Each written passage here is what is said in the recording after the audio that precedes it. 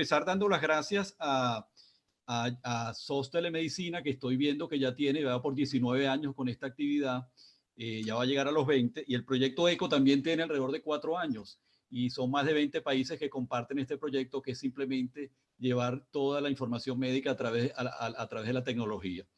Entonces me van a ver que voy a decir siguiente, porque como yo no manejo las láminas, las está manejando otro exactamente. Bueno, cuando me dijeron que la charla tenía que ser de 15 minutos, recordé lo que dijo en una oportunidad este primer ministro Winston Churchill, que él decía que un discurso de 10 minutos le tomaba 2 horas prepararlo, pero si le decían que era de 2 horas, lo podía preparar en 10 minutos. O sea que inclusive improvisarlo. Y esto es importante, uno no tiene la capacidad de síntesis que tenía este Winston Churchill, pero tratar de hacer en menor tiempo un resumen de manera que quede para la discusión realmente, y porque a mí me interesa saber cómo ustedes, cómo es la percepción de cada uno de ustedes de esto de la desinformación en el ejercicio médico en pandemia. Próxima. Entonces, vamos a hacer definiciones. Esto de infodemia es un neologismo que ya existía, pero la OMS lo puso como de moda en pandemia, que simplemente significa la epidemia de la información. Es una cantidad excesiva de información que no necesariamente tiene que ser incorrecta. Ya vamos a ver que también puede ser información correcta, pero la OMS está preocupada de que toda la información que le llegue a los médicos y tanto a población general sea de fuente confiable, de manera que tenga una buena orientación en esta crisis que estamos viviendo. Ahora, la desinformación, sí estamos hablando de información falsa o incorrecta, porque es una información deliberadamente falsa, que ya vamos a ver por qué tiene efectos negativos para la salud humana, y simplemente añade otro elemento de lucha para la pandemia, con todos los otros que tenemos, que saben ustedes que nos corresponde como médicos. Y es importante, vamos a hablar del rol del teléfono celular, porque el teléfono celular ha sido gran villano en esto de la transmisión de las fake news o noticias falsas. Próximo. Entonces, ¿por qué yo digo que la infodemia puede contribuir a empeorar esta pandemia? Fíjense que esta gran cantidad de información que reciben los médicos y que recibe el público general dificulta el acceso de nosotros, el personal, a una fuente confiable. Ya lo voy a decir por qué. Y dificulta también la toma de decisiones, porque cuando tenemos una gran cantidad de información que no está validada, nosotros a veces no tenemos las guías para tomar decisiones. También afecta no solo en los médicos, sino también en población, ansiedad, depresión y lo que se ha llamado un síndrome de agobio informativo. Yo creo que ustedes han tenido, es otro neologismo, que es la infotoxia, que es que uno tiene tanto en su bandeja de entrada, tantos artículos, que yo no sabe por cuál empezar o cuál darle más importancia a veces. No se dedica el tiempo necesario por los médicos a profundizar en este problema de los datos científicos por la cantidad de publicaciones adelantadas que se llama preprints. Ya yo voy a mostrarle un gráfico de la explosión que ha habido en las publicaciones que no han sido revisadas por pares, por lo tanto no sabemos si son conclusiones definitivas o confiables. Y también en la población general, lo que es el anonimato. Aquí cualquiera con un teléfono puede escribir cualquier cosa, publicarlo en internet, y de manera que aparecen estas cadenas que la gente simplemente reenvía a veces sin revisarlas. Y el WhatsApp ha sido el gran villano también junto con el teléfono celular de esto. Las personas ven un contenido en WhatsApp, inclusive audios por médicos que no se identifican con su nombre, y simplemente lo reenvían sin saber si es cierto o verdadero. Y esto es lo que nosotros tratamos de cortar, este círculo vicioso. Próxima.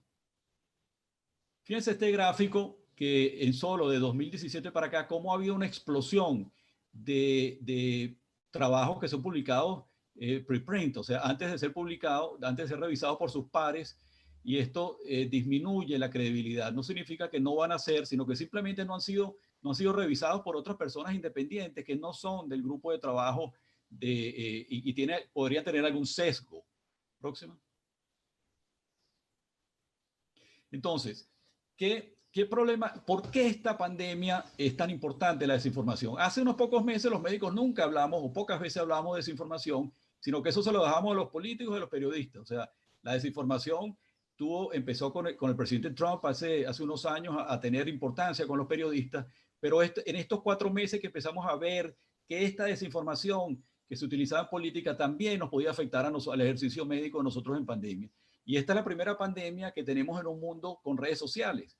Y esto es muy importante porque cualquiera sentado en cualquier sitio cómodamente puede transmitir esta desinformación en forma exponencial. Próxima. Entonces, esto es rápidamente para que sepan la magnitud de que estamos hablando. Solo en marzo de 2020, en Facebook se identificaron esta cantidad de mensajes problemáticos, una millonada de mensajes problemáticos. Y un estudio de inteligencia artificial que revisó 50 millones de tweets, vio que 19 millones de ellos tenían información o contenido que podría ser falso.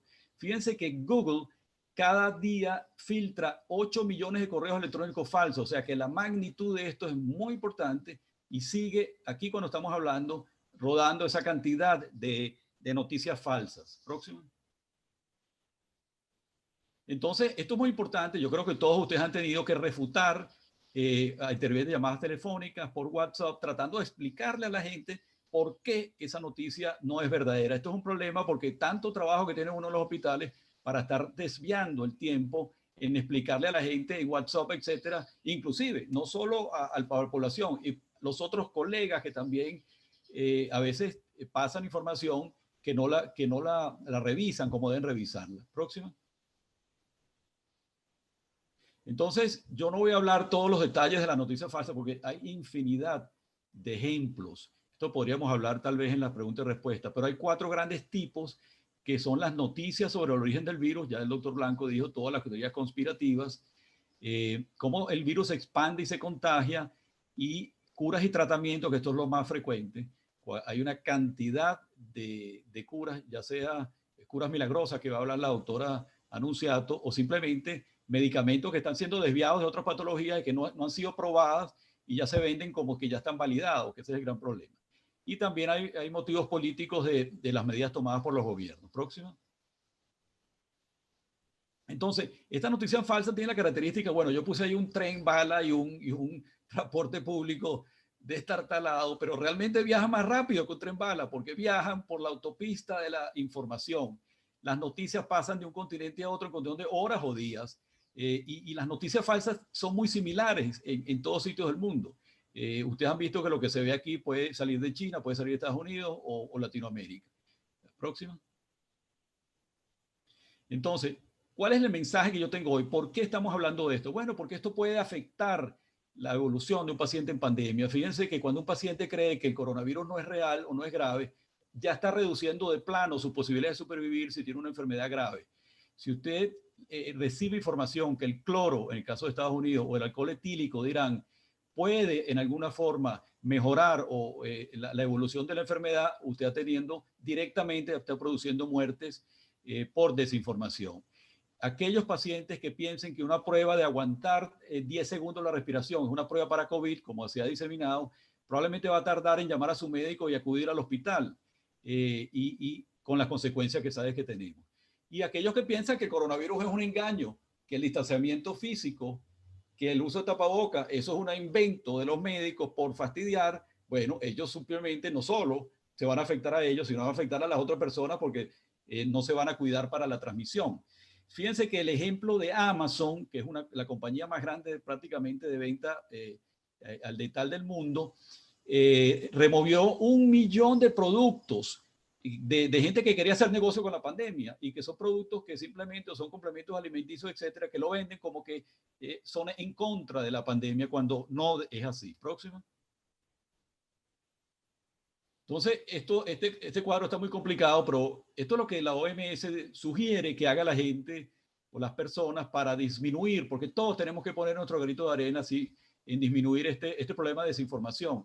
Fíjense que la recomendación de ellos es que se determine si la información tiene sentido, es veraz, y que busque si la fuente es segura. Puede ser ver si la ha compartido alguna persona que cree que tiene buen conocimiento, etcétera. Si no la ha compartido gente que no es profesional, probablemente no la comparta.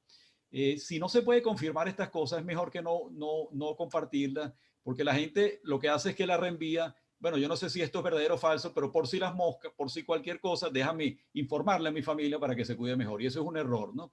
Entonces, sobre todo por WhatsApp, la sugerencia es no reenviar las cadenas de noticias. Yo les tengo que decir que yo empecé a hacer esto, mi primer artículo que fue publicado en la revista de la Sociedad Venezolana de Medicina Interna sobre desinformación.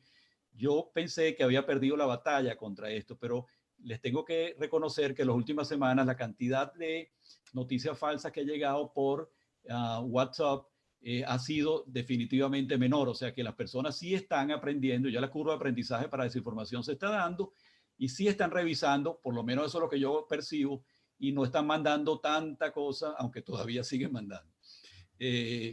Pasa a la próxima. Esto es muy importante porque es increíble. Una vez que una persona recibe una noticia falsa, es muy difícil sacarle eso de la cabeza. Esto pasa también con política. Yo creo que Mark Twain, esto está vigente en nuestro país. Una vez que la gente está engañada, es muy difícil convencerla de que estuvo engañada. Y esto pasa en todo, en política y pasa también en noticias falsas. Es muy difícil, es mejor, es lo que se llama la duda, la verdad ilusoria, que una mentira repetida 1000 veces se convierte en verdad. Entonces es mejor no llegarle con una mentira porque probablemente va a ser difícil quitarle eso de la cabeza. Próxima. Fíjense que noticia en relación a la vacuna, que ya Enrique habló algo, fíjense cuando personalidades que tienen cierto arrastre dicen que no están de acuerdo, que forman parte del grupo antivacuna, esto hay una gran cantidad de personas que ya que creían las vacunas, que empiezan a desconfiar de las vacunas.